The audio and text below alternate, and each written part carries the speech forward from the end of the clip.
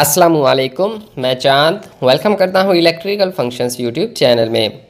Friends, आज की video में हम सीखेंगे रोटरी कंप्रेसर विंडो एसी का, इसको हम कैसे टेस्ट कर सकते हैं, इसकी पंपिंग कैसे टेस्ट कर सकते हैं। यहाँ पर आप देखेंगे हमने जो है इसमें एक नोज़ल जो है वो वेल्ड कर दी है और सक्शन पाइप पर हमने जो है एक सुराख कर रखा है। वो इसलिए है कि यहाँ पर इसकी चार्जिंग लाइन बिल्कुल भी नहीं थी और हमने अभी इसमें गैस चार्ज करने के लिए चार्जिंग लाइन भी लगानी थी, तो हम सुराख के ऊपर ही एक चार्जिंग लाइन भी लगा लेंगे गैस चार्ज करने के लिए। और पंपिंग टेस्ट करने के लिए हमें इसका सक्शन वाल ओपन करना था, तो मैंने सक्शन लाइन को ओपन नहीं किया बल्कि वहाँ पर सुराख कर लिया, क्योंकि हमने वैसे भी लाइन तो लगानी ही है।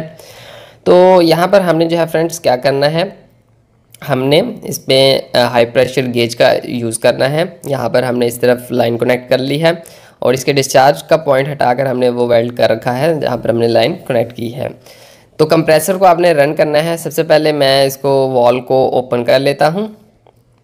ठीक है फ्रेंड, ओपन करने के बाद ये इसकी मेन सप्लाई है, तो विंडो एसी को जैसे नॉर्मल रन करते हैं मैं इसको ऑन कर दूँगा सप्लाई देकर। ठीक है, और अगर आप डायरेक्ट कैपेसिटर कनेक्शन करके कंप्रेसर को अलग पड़ा हुआ तो अलग से भी कर सकते हैं। अभी विंडो एसी में ही इसकी वायरिंग लगी हुई है, तो मैं इसी से ही इसको ऑन कर दूंगा। अभी जैसे ही हमारा कंप्रेसर ऑन होगा हम कंप्रेसर की पंपिंग टेस्ट करेंगे।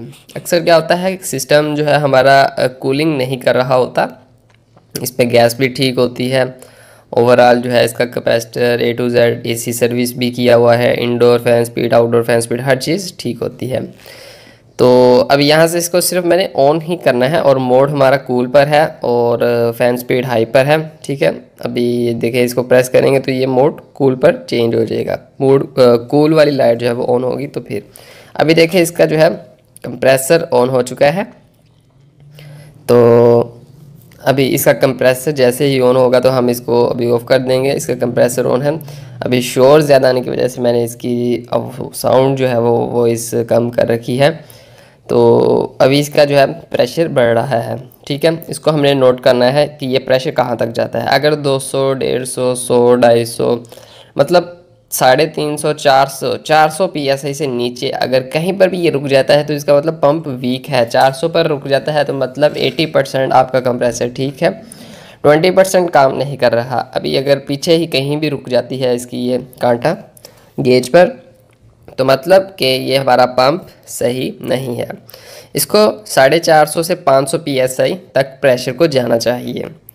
तो अभी हम वही देखेंगे कि ये वहाँ तक जाता है या नहीं जाता, और फिर उसके बाद हम इसको 450 500 के दरमियान कहीं भी हम ऑफ़ कर देंगे, कंप्रेसर को स्विच निकाल देंगे और उस दौरान हम देखेंगे हमारा प्रेशर वहाँ पर स्टिल रुक जाता है या फिर रिवर्स वापस आता है। ये हमने नोट करना है। वापस अगर बहुत ही स्पीड से आ जाता है और सक्शन से सारा प्रेशर वापस निकल जाता है तो हमारा कंप्रेसर बिल्कुल बेकार है, ख़राब है, चलेगा, कूलिंग बहुत ही कम करेगा और आप यही समझेंगे कि कंप्रेसर शायद ठीक है, हर चीज़ ठीक है, तो ऐसा क्यों कर रहा है। अभी देखिए 500 तक गया, मैंने इसका कंप्रेसर जो है ये अभी ऑफ़ कर दिया है और अभी आप देखेंगे कि इसका कांटा जो है पीछे की तरफ आ रहा है और ये इसके सक्शन से जो है धुआं निकल रहा है, सक्शन से प्रेशर स्लो वापस आ रहा है। ठीक है, अभी आप देखेंगे 400 से नीचे स्लो जो है इसका प्रेशर नीचे की तरफ आ रहा है। ओके, अभी इस पर मैं आपको इस कंप्रेसर की सिचुएशन जो है वो देखते हुए यही कहूँगा कि ये कंप्रेसर जो है ये 70% तक तो काम सही कर रहा है, बट जो है प्रॉपरली 100% काम नहीं कर रहा। मतलब कूलिंग करेगा लेकिन 100% कूलिंग नहीं आपको दे सकता ये, क्योंकि ये अपने प्रेशर को स्टिल नहीं कर पा रहा। ठीक है, तो इसमें मेन चीज़ यही है। तो आपने इसी तरह चेक करना है। अगर तो इससे भी ज़्यादा स्पीड से रिवर्स आ जाता है और सक्शन से प्रेशर बहुत ही जल्दी वापस निकल आता तो वो तो 50% कह लें कि डाउन हो चुका है या उससे ज़्यादा वीक हो चुका है, वो तो बिल्कुल ही बेकार है। ये कंप्रेसर आपका सिस्टम में चलेगा, कूलिंग तो करेगा लेकिन 100% कूलिंग प्रोवाइड नहीं करेगा और चांसेस है कि ओवर हीट होकर ट्रिप भी करे।